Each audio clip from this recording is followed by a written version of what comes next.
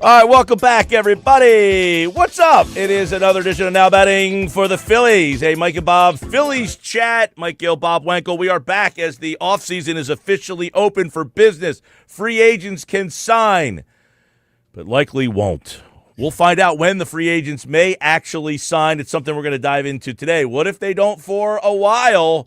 Let's get into all that and more. We got some news with the Phillies and kind of an offseason primer. We got Bob Wenkel, Mike Gill. It's a Mike and Bob baseball chat.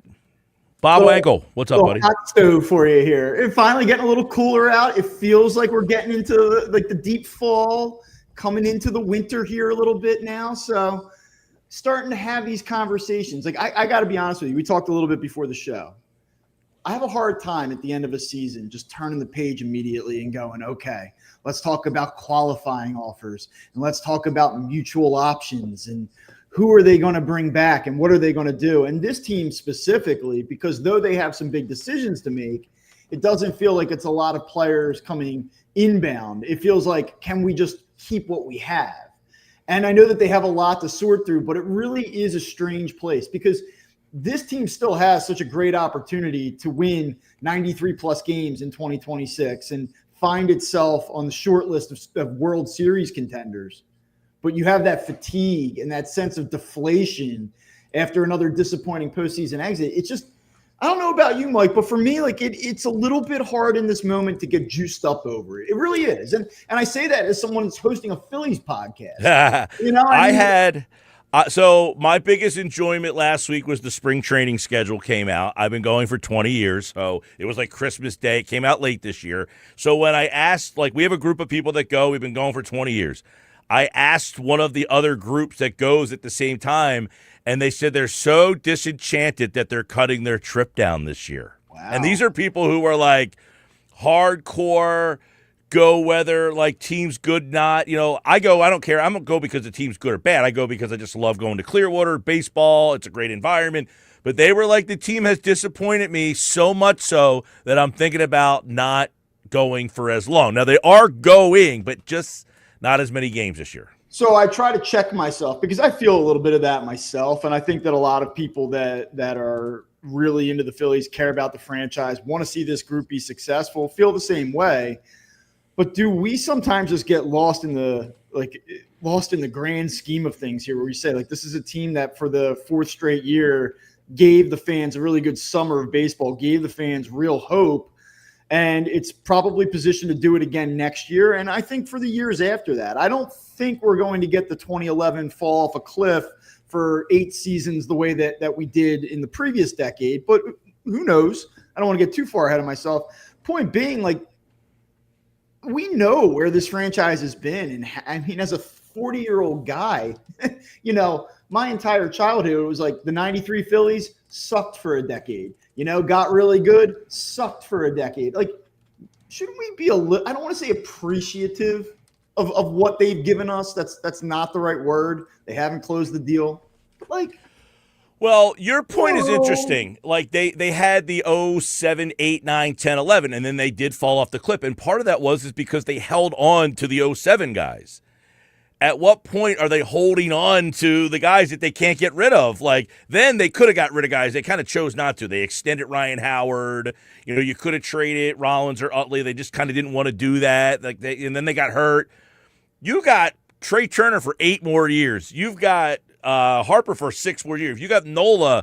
I mean, these are guys that are in that area of the Utley, Rollins, and Howard, but you can't get rid of them. So it's going to be interesting to see how they kind of move on. The most pressing question: can you get rid of them? And so you start with Kyle Schwarber, you start with JT Realmuto, because I do think that Ranger Suarez is gone. And maybe the market comes back to the Phillies a little bit. They could do a shorter-term deal. Would they entertain that? I'm not saying that they've totally closed the book, but I think where the market is going to take Ranger Suarez, it's going to be elsewhere. But with Realmuto and Schwarber, you consider how important these two players were to their success in 25 and how important they've been in the clubhouse and just the overall stature. Do you feel like the right thing to do is re-sign these two players? And I think that that's the starting point in any conversation that you have about the offseason. I hate to be Dave Dombrowski right now. I think he's in a terrible spot because I'm watching the World Series, and I would spin it to you. I watched the Blue Jays and how they got there. Completely different. I mean, they both spent a ton of money. But the Blue Jays team is like a young group of guys. Vlad Guerrero's in the prime of his career. He looks like he's been there and sounds like he's been there forever. He's in like his mid-20s. Bichette, now he's a free agent, but mid-20s. They've got guys that no one's ever heard of before, and those guys stepped up. They had a guy that, you know me, I've always like give the young kids a chance. Savage was pitching in Dunedin, and they said, come on up and see what you got. So they went that route. Meanwhile, the Dodgers are the Phillies. They just keep bringing back Muncy and keep bringing back like their guys, and they got Freeman, who's got compared to Harper as well. He's not elite anymore, but he's still Freddie Freeman. And some of their guys are getting older, so that made me think like, is letting Kyle Schwarber walk really going to improve this team? Well, what's the template for winning a World Series? Like the Blue Jays didn't win the World Series. They were a game closer than the Phillies were in 2022. Like as much as we can say, well, wow, look how the Blue Jays did it. Are the Blue Jays, the Toronto Blue Jays, are they the model of how to shape a baseball team in 2025? I don't necessarily think that. Right, are they going to be in the World Series again? You know the Dodgers are going to be back most likely. I don't think that they're going to be back next year. Exactly. So then you follow the Dodgers lead, right? But the Dodgers were not terribly impressive from an offensive standpoint throughout most of the postseason. Obviously, Ohtani had his moments against the Reds and then deeper in the playoffs to close out the NLCS. And he had his moments in the World Series. He's otherworldly. Yamamoto, I thought, really was the difference. He clearly was the difference maker in the World Series. I don't even know that needs to be said. But other than that, like that team had a lot of the same problems the Phillies had, where like big names, pedigree, kind of underperformed. The only difference is they just didn't have that one, like the Kike Hernandez hit against the Phillies in Game 1 of the NLDS. Like they just didn't have those moments, the Phillies. So I don't know that you need to totally turn this roster inside out. And I don't know that you need to say goodbye to Kyle Schwarber. I don't know that you need to say goodbye to JT Realmuto. But the years and the money, it's real. I think you have to re-sign both of them. I think if you're Dave Dombrowski, you say you're. Well, what are your alternatives? Like you let Kyle Schwarber walk. How do you replace it? Now, I don't think he's going to hit 56 home runs again. There's your other problem. Okay, how do I replace 56 home runs? I bring back the guy that hit 56 home runs, except for I don't know that he's going to hit 56 home runs again. Like, eventually that number starts to go this way. JT, what do I have in my organization to replace him? Nothing. But if I bring him back, he's not even going to be the mediocre offensive player he was this year. He's probably going to be a little less of a mediocre player. So you have to balance of like, I can't lose this, but what am I getting if I do bring them back? And they're in a lousy spot with that. So, I mean, I think that the way I tend to look at this, I've said at different points, how do you let Realmuto walk? Like, you cannot let him go. But I think that the reality of it is that you probably can. I mean, if JT Realmuto goes elsewhere and signs for, let's say, 3 years and north of $40 million, like, could the Phillies go out on a trade market and get a guy that, can play 90 to 100 games, hit 240, hit 13 home runs, and then you try to build offensively around that? Like, yeah, you might be able to survive without the services of JT Realmuto. I wouldn't prefer that. I prefer they sign him, at least looking at, through the lens of 2026. But could you survive that? I think so. I don't think that JT Realmuto walking necessarily precludes you from winning a World Series next year. But when it comes to Schwarber, I get the argument against it. Will he age well into his mid-30s? He might. He's actually, I think, in better shape now than he was when he was 28 years old. So credit to him. But I can't get over subtracting 56 home runs from the lineup, even if he's just a DH, even if, he's not a complete hitter. I just don't think that where this team's at. And how do you sell that to a guy like Bryce Harper? Like, hey, Bryce, we just took your catcher buddy. He's out of here. And by the way, we're going to take the guy that was, top 5 MVP vote getter in the National League this year, and we got rid of him too. But we're fully committed to you for another 6-7 years. Let's go win one. Yeah, so that's a hard sell. So if I told you, I see some reporting today, the Phillies are worth watching in the Kyle Tucker sweepstakes. Okay, I replaced Schwarber with Tucker. I'm not getting an equal swap there. I'm getting a younger swap, but am I better? Am I better if I just say, you know what, let me go get Kyle Tucker? Because the perception needs to be I need to change this roster up a little bit. Like, that's where you're flawed in, like, well, I need to change something, but I don't want to lose the guys that I have the option of losing. So now you're back to square one of I'm bringing back the same guys, and I can't change the roster that I currently have because I'm stuck unless I can trade guys that nobody wanted last year. Sure. I mean, as far as Kyle Tucker goes, I think it starts with he's probably going to require 8, 9, 10 years. You're probably talking about him coming in around 35 to 38 million a year. I know he makes you younger. He'll be 26 on opening day next spring. He'll be 29. 29 in 2026 on opening day. A slightly above average defender, an instinctive base runner. He's a more complete player, and he certainly changes the feel of your team if it's Schwarber out, Tucker in. But if you're the Phillies, do you really want to tie yourself up in another decade-long contract too? That's a question that they're going to have to answer. I think a lot of these teams are going to have to start evaluating whether they want to sign these 8, 10, 13-year deals again. I mean, none of them seem to have worked out that shortstop season. Bogarts is an awful deal. In fact, it's one of the worst contracts maybe in all of it. Turner's just right up there as one of the worst, even though he's been somewhat productive. The fact that you have it for 8 more years is nauseating. Yeah, well, and I think that, one of the other things that puts a little bit of a wrench into it is that you don't know what's going to happen in 2027. And I think right now that people around the sport, and this isn't really being talked about a ton yet because we tend to focus on the here and now, but I think a lot of people around the industry feel that it is very unlikely that they will play baseball on time 2 years from now, if at all. And what does that do in the calculus of roster building and how you're going to allocate money in long-term dollars? And, how does that affect the free agency class this year? Do guys say like, well, I certainly want more protection. I want it more up front. Like, I don't – it's very interesting to see if as these stories progress and the rumors ramp up, what does that looming lockout or the possibility of a lockout do to how this thing unfolds? Yeah, that's for definitely something to keep an eye on. What's next for the Phillies as free agency opens? Here's another question for you, Bob. I mean, Bryce Harper did not sign until spring training. What if Kyle Schwarber's still sitting out there in early March, late February, and he hasn't signed yet? How do you figure out what you want to do and then risk potential? Like, this is where baseball – like, you almost, if you're baseball, to make this more entertaining, and that's not – but for the fans to be allowed, like, you got to say, hey, listen, it opens on this day. You have until this day to sign, Otherwise, you're not eligible. I mean, you got to do something to, like, make it more where this team's not sitting held hostage by the fact that they don't know if the guy's going to sign or not. What do I do if he doesn't? Well, then you have to make that decision. Okay, but, man, that's a tough way to do business.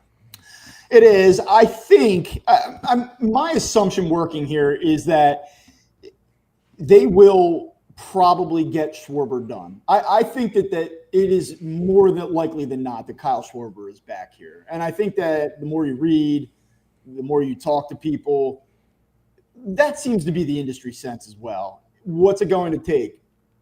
Is it going to take that 5th year? Do you want to get into a 5-year deal with Kyle Schwarber? I would not. I don't love the idea of having to go to 4, but it's probably going to take 4, 120, 4, 130 to get it done.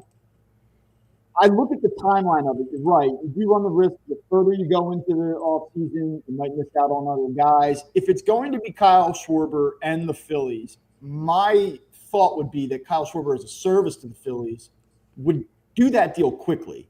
Like, I'm not saying that he's the first player off the board, but I think that the Phillies have to kind of know where this thing is trending with Kyle Schwarber so that they can adequately plan and pivot if it's going to go in a different direction. But thing I can't get over. Like, you could talk about removing Kyle Schwarber from the lineup. Who's the replacement going to be? Reframing this team with letting a guy like Schwarber walk and bringing in a guy like Bregman to play third base. You're getting another middle-of-the-order bat. It's a different type of bat. It's a little bit more of a complete bat. I still can't get over the idea of this player, given what he means in the clubhouse, given that this team's tapped a little bit for power as it is, removing their one true power hitter, and then having a phone call saying, like, you know, the Reds were willing to go 4 years, 121. We're just not willing to match it. I just can't see that happening. Let me ask you a question about Bregman. By the way, I would love for Bregman to be here to see the confusion of some of my listeners between Alec and Alex. Alex replacing Alec and playing the same position. Bregman's a great player. Is he all that different of a hitter at this stage or than Alec Bohm is? I mean, he's a 272 hitter. He's maybe got a little more power.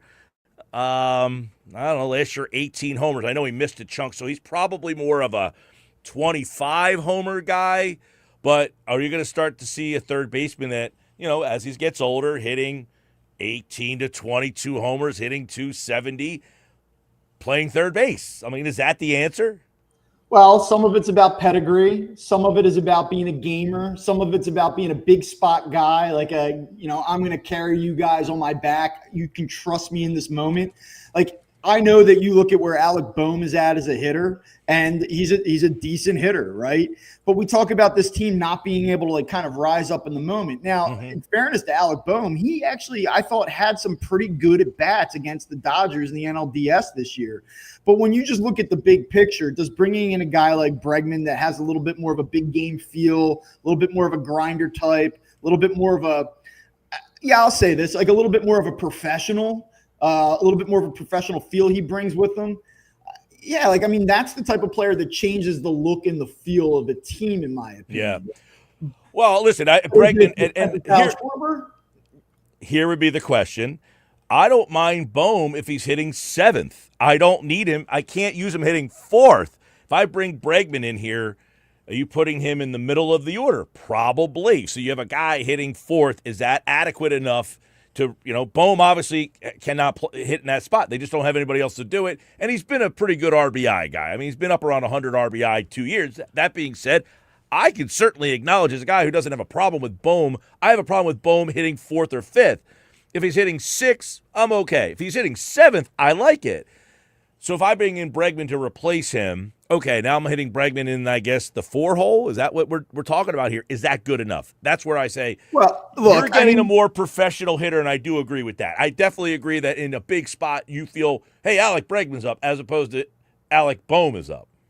Yeah, I mean, look, I think that the big thing that you have to kind of look at here as well is that this team wanted to move on from Alec Bohm an offseason ago. They didn't. It didn't materialize the way that they had hoped to, or that hoped it would. Like, they would like to move on from him. Now, has there ever been a team that was going to move off a player and then did an extra year with them? Sure. I mean, you go look at the Eagles, right? I mean, they were going to move off of Darius Slay. They brought him back. They were going to move off of Josh Sweat. They brought him back. Like, these things do happen. Mm-hmm. It's not to say that the Phillies want to totally wash their hands of Alec Bohm, but I think that there's a motivation here to upgrade at third base. I think that there's a motivation to get maybe a longer-term solution in at third base as well. And I know you look at the minor leagues and you say, well, they have some guys down there that could maybe come up and fit the bill.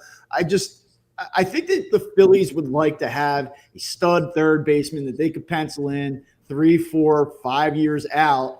And it's been a thing that's kind of haunted them now for the last, a decade plus. They thought they had it in Michael Franco. They thought they had it in Alec Bohm, and it just hasn't materialized the way that they hoped it would. I don't think that Bregman's coming here. I still think it's going to be Schwarber and some tweaks and status quo for the most part. And I think people are going to be a little bit underwhelmed by that. But when you start talking about Tucker, it's hard not to salivate a little bit. When you start talking about Bregman, it's hard not to kind of think, all right, like that could be fun. If it were Schwarber and Bregman, hell yeah, let's go. But, well, it's almost like, it's just something different. I don't know that we're substantially better, or maybe we are. I don't know. We're just different. But it's different in a way that you're losing Schwarber, and I don't know that difference good. If you lose Bohm, I can get on board with that difference seems better. But the other question is that we'll transition into is Harrison Bader opted out, which we expected to happen. It was a mutual option. So this just seems like, okay, he opted out. Now what? Now what? Like, he played center field and finally locked down a position that has been awful for like 5 years, if not longer. I mean, you can't name the last good Phillies. It's Shane Victorino. Does that count? Like, so is it just a fait accompli that he opted out and you bring him back? Or is it a fait accompli that he opted out and you move on from him? Because he came here and was really good. He has been in the league for a long time and hasn't been really good. So you're kind of stuck between a rock and a hard place with this decision as well. They have no win answers to every question, I feel like. And this is the big one. He was awesome here, and he gave you what you needed. But can he do that again? Because he hasn't done that where he's been before. There's a reason he's been in St. Louis and the Yankees and the Mets. And, he's been all over the place because they're disappointed with what they get from Bader. Yeah, I think that there was a world when you do the deal for Harrison Bader and you see that mutual option that you thought, well, we might get him back on that option. Like, if he plays pretty well for us, this could be a guy that we kind of say, like, yeah, we'll do another year at $10 million. Now it looks like he's going to get 2 years, at least 2 years. He might get a third. And what's the average value of that going to be? Somewhere probably between 12 and 14, maybe even 15 a year if a team gets nuts, if a team gets desperate. So I think you're probably looking at somewhere between 2 years, 26 million, 3 years, 34 million, somewhere in that range. Like, you're not going to have to break the bank, but like, what is Harrison Bader? Like, if you bring him back and you're the Phillies, you're doing it to make him an everyday center fielder for 2026. But you have to be comfortable with the possibility that Harrison Bader is more of just a journeyman type player who might have had a career year last season and isn't your answer in center field in 2027, if there is a 2027 season. So you have to almost be willing to pay for Harrison Bader as a fourth outfielder beyond 26, I think, if you're going to do that deal. Maybe he's figured it out. Like, maybe at 31, he's just coming into his prime. It's taken him some time. Wouldn't be the craziest thing, but... Well, let me ask you this. You had a center fielder who was very good defensively and could not hit. Johan Rojas. Could you just say Bader's worth it because he plays a great center field and he might hit 240? Like, is that how you look at it and just say, we had Rojas, he couldn't hit a lick, but he played a really good center field. We got away with that. We know this guy can at least be a professional at bat and play a very high-level center field. What's that worth? Yeah, I mean, I think the only difference and the only thing I'll kind of push back on here, and being on your show and having talked about Johan Rojas at length over the course of the last 2 years, I'm not a Johan Rojas believer. I don't think that he gives you a professional at bat. I think that his lack of focus on the bases at times is just a killer. I don't think that where this team's at, knocking on the door of trying, saying like, hey, we can win a championship. I don't think that you can play him and give him bulk innings in center field and win a championship. Unless I would agree with that, by the way. I am on board with that, what you're saying. But I'll say something nice about him, though. Like, do I believe in Johan Rojas' defensive profile over the next 3 years more so than Harrison Bader's? Like, yes. So I don't know that it's fair to say that Harrison Bader is going to play the same center field that Johan Rojas would for the next 3 years. I know that's not necessarily the question. It's not an either or proposition, but Bader's good in center field. Is he great in center field? Does he have the ability to be great in center field? No, he doesn't. But I think he's adequate to slightly above average. Okay, that's interesting because for me, like, to answer your question, like, if he's going to hit 240 and hit 14 home runs, like, I'm out. Like, I don't need to spend $12 million on that. And that's who he's been, right? Yeah. And so what you're trying to evaluate on the fly in the short amount of time that you had him is what we saw in a very short sprint, the real Harrison Bader. And he was good before he got here. He was having a good year. It just went to a different level once he came here. Yeah. And then again, if you're an organization that values camaraderie, vibes, I know everyone like rolls their eyes when they hear that word, but like, he obviously was a good fit during the time that he was here. How much do they value that part of it? Would they be a little bit more motivated than another team? to maybe make him stay here. That's all part of the equation that they're going to have to sift through. Well, just for the people that are watching, Bader, when he came to Philly, played 50 games, hit 305, 361 on base, 463 slug, 824 OPS, 5 homers, 16 RBI. So he came over here in 50 games and he ripped it. You do wonder, I know, my guy Jack Fritz, who I enjoy quite a bit, but he would do the tweet where it was like, it's a shame the Phillies were a Harrison Bader injury away from winning the World Series this year, and I think he's a little tongue in cheek in saying that, but you look at Brandon Marsh having to play those innings once Bader got hurt in Game 1, and how much – I know that we don't want to say the Phillies didn't beat the Dodgers because of Harrison Bader, because that's not true. But, could that have made a difference at some point? It might have. Sure. Well, just look at – Just look at, as you mentioned, Kike Hernandez, Rojas, Miguel Rojas, the level of player that came up with a big hit. To me, that was when they got him. I'm like, you know what? He might be that guy. He might be that guy first and second, 7th inning. He's not Harper. He's not Schwarber. He's not one of the big name guys, but he's the guy that's going to make it go. And you need that guy. I mean, look, I don't want to diminish. We always look at a vacuum of Philadelphia and what the Phillies have done in their postseason history, but you go back and look at it. I mean, the Phillies don't sniff a World Series in 2008 without Shane Victorino. I mean, it just doesn't. You need that guy. Mike McGarry.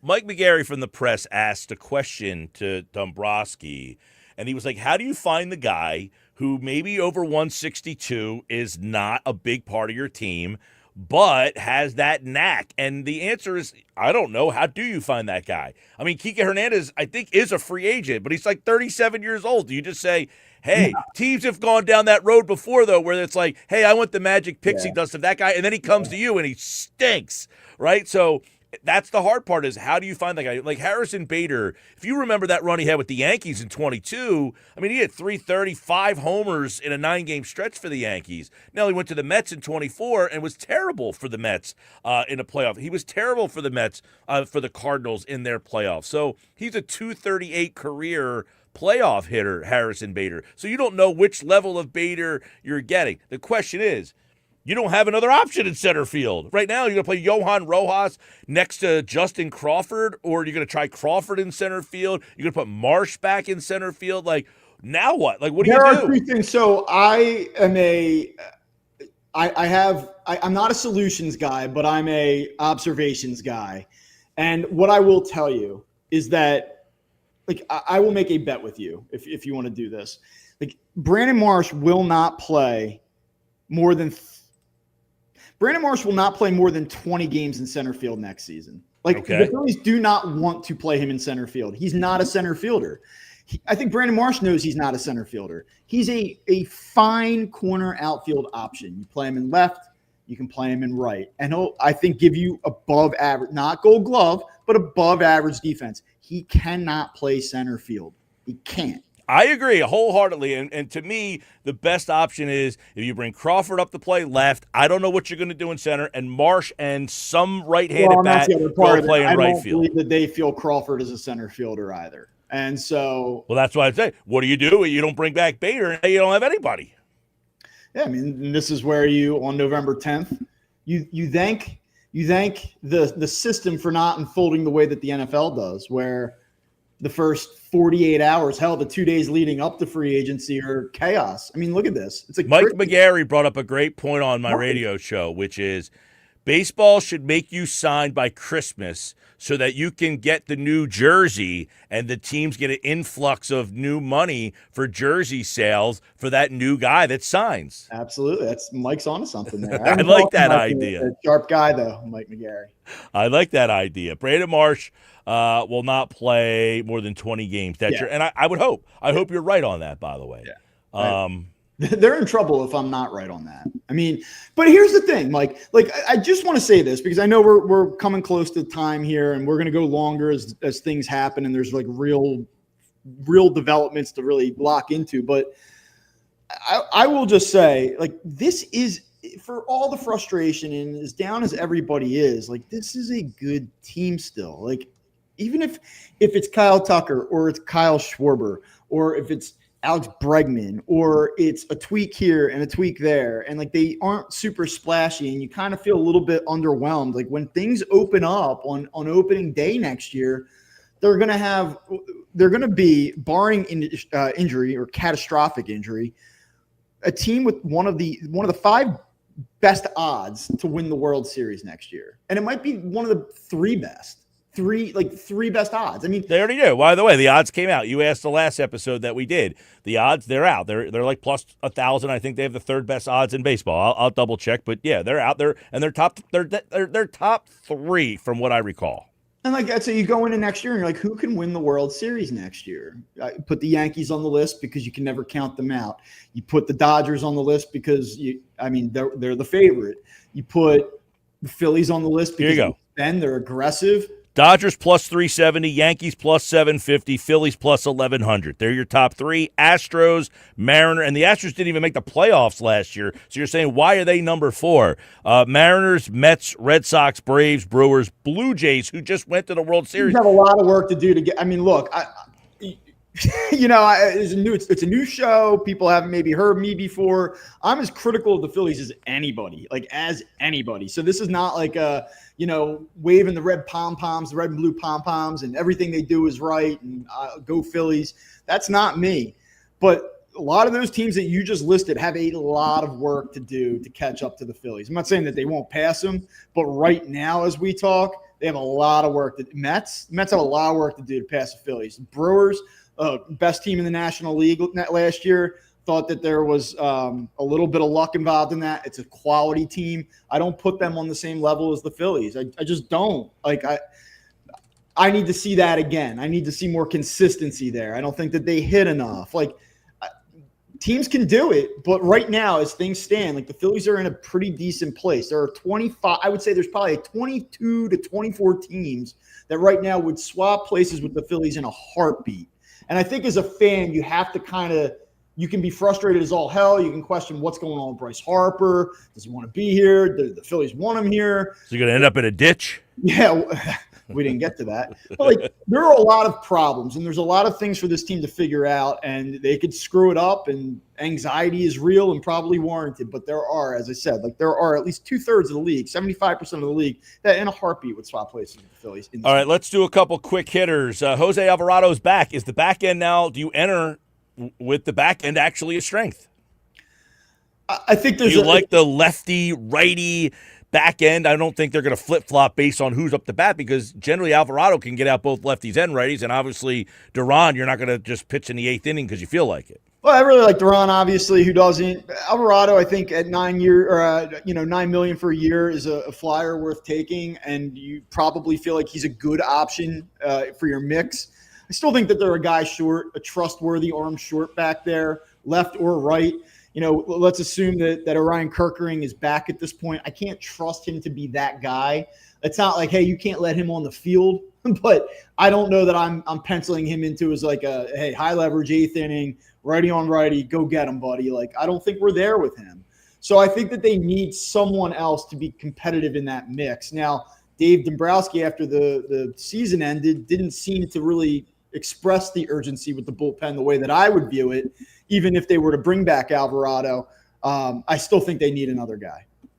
I do as well. I would be a proponent of bringing back Walker Buehler. I know everyone's like, whatever, they didn't even use him. I thought that was a guy they could have used in that 6th inning instead of Robertson, a guy who profiles as a starter, big game experience, won a World Series game, followed up a couple days later, saved a game. I need that guy come playoff time. I wonder what is left. I do, and I think that Fair. Concerns about what's left in the tank there are valid, but if he were Joe Ross in 2026, where you use him as a long man, you use him as rotational depth if you need to really get to that point in the evolution of your starting rotation, he's a viable option, be a fifth starter guy, 6th starter guy.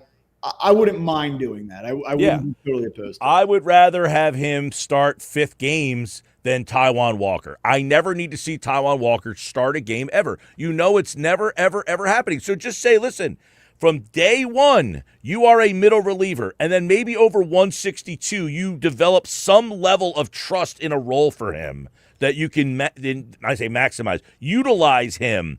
But you know he's never going to start a game. So I'll just say this about Taijuan Walker. If he's back, and I guess it's trending right now to where he would be, would a team be interested in Taijuan Walker on 1 year, $9 million? The Phillies just pay half of the salary. Sure, if they can do that, fine. Probably would be some interest. And so then you have to ask yourself, if you're the Phillies, is there value in having that insurance policy? He's been here. Why not just keep him, ride out the deal? I'm interested to see what they do with that. But I think that the ask would be, and if you look at his 25 season, you'd say he pretty much did everything that they wanted him to do. He wasn't good. He didn't inspire a ton of confidence, but he survived it. He battled. He gutted it out. He was a professional.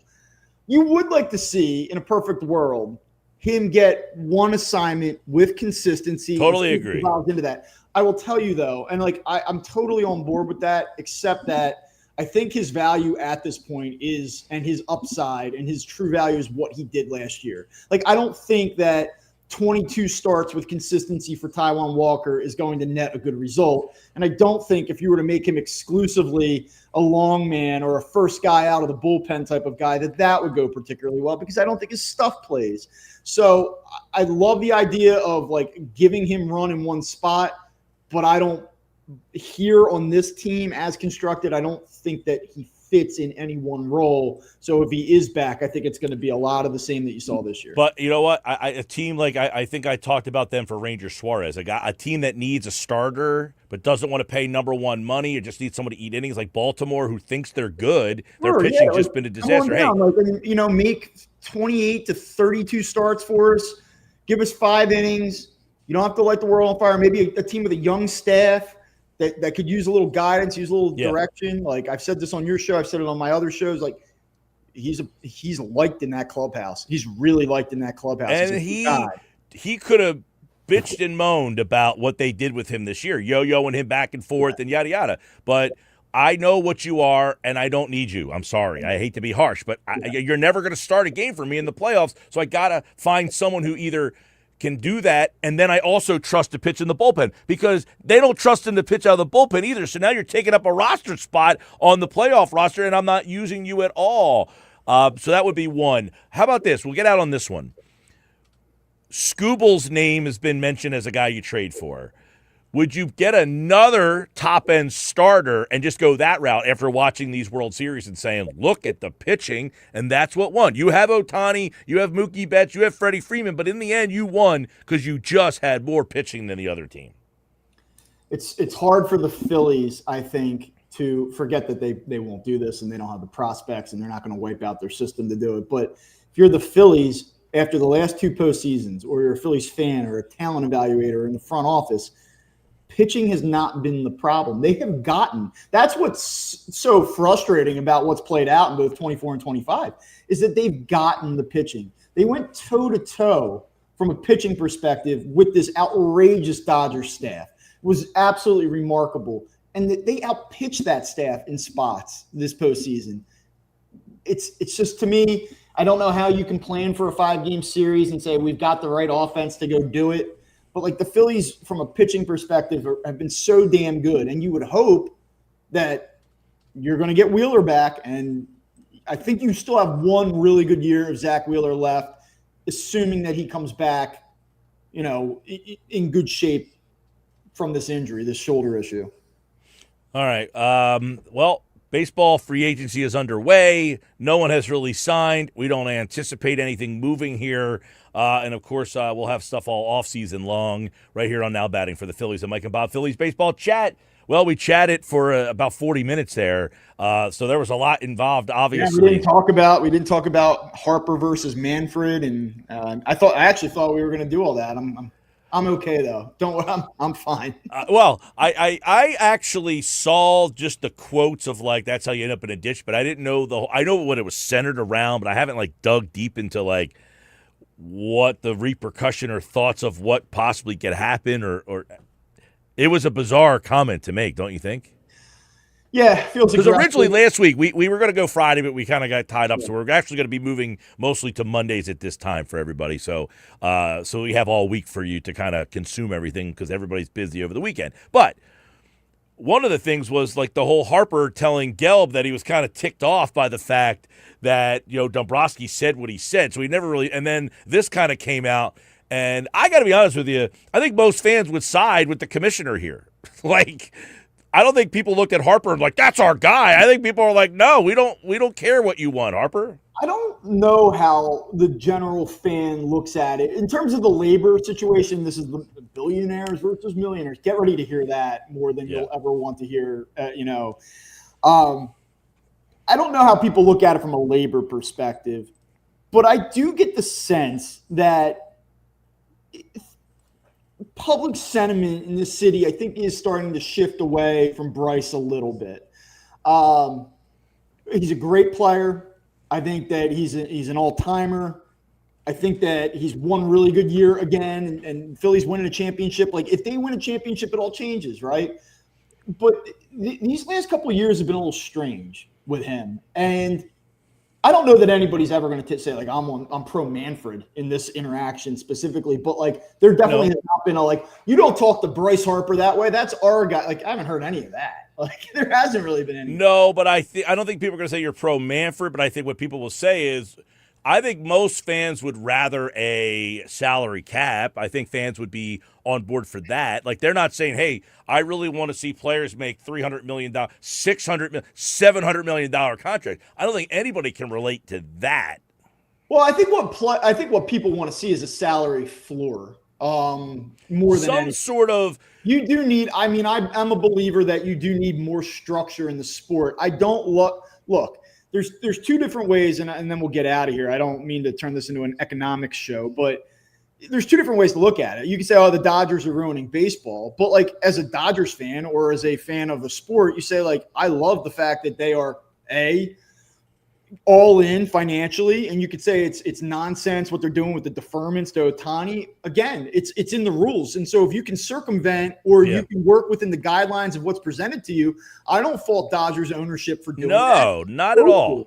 But the problem is then you turn around and you see a team like the Pirates or the Rockies have gotten cheap in recent years, and you sit there and you say, like, well, come on, like, we're not playing the same sport here. Like, if you're a fan and you don't like the system at this point, I totally understand it.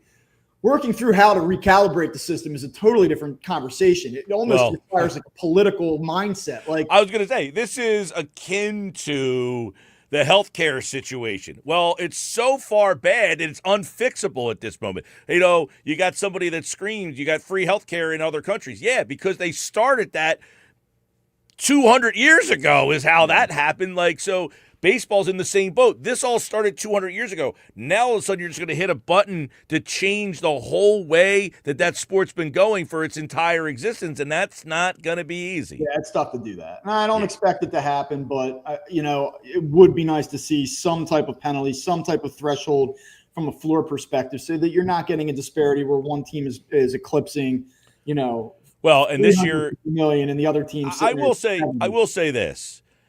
The way that baseball's set up with the playoffs, it does give everybody a shot because the middle market teams play in the middle market divisions. So you're going to have Cincinnati and Milwaukee. It's just whether or not can they get hot at that right time and play against the team that's making. So you're always going to – it's like, we're in Jersey, Group 3 baseball against Group 5, Group 1 versus Group 4. There's a difference in the way those teams' depth is. So a Group 1 team is going to have a trouble beating a Group 4 team, but they're in the mix.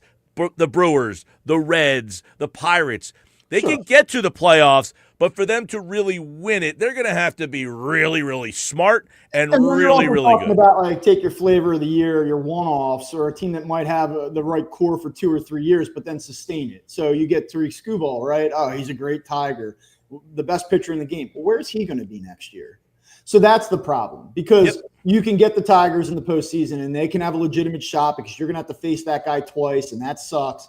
But in a year from now, he's going to be Garrett Cole. He's going to be – I know he left the Astros and they spent, but he's destined for a big People forget Garrett Cole was on the Pirates. Yes. Yeah. So, I mean, that's the other problem is that you can't sustain, or these teams won't sustain. And the Blue Jays had the 5th highest payroll in baseball, even though you probably didn't hear of. Yeah, it felt like a true underdog story. The Toronto Blue Jays were not an underdog story. Who makes all the – well, I guess Guerrero makes a lot of money. Who else on that team makes so much money that you're like – they have the 5th highest payroll in baseball? Oh, they do have Springer. Yeah, Springer. Other than that, I mean – Bichette's a free agent coming up. I don't know. It's going to be interesting to see how they keep that thing together. All right. There you go. Now batting for the Phillies. I'm Mike and Bob. Phillies Baseball Chat is in the book. Subscribe. And we'll be back on Monday with another edition. You can watch it on the X platform and on YouTube. And the audio version is on all podcasting platforms on the BFA Live Sports channel. All right, Bob. Thanks, man. All right. See you, everybody.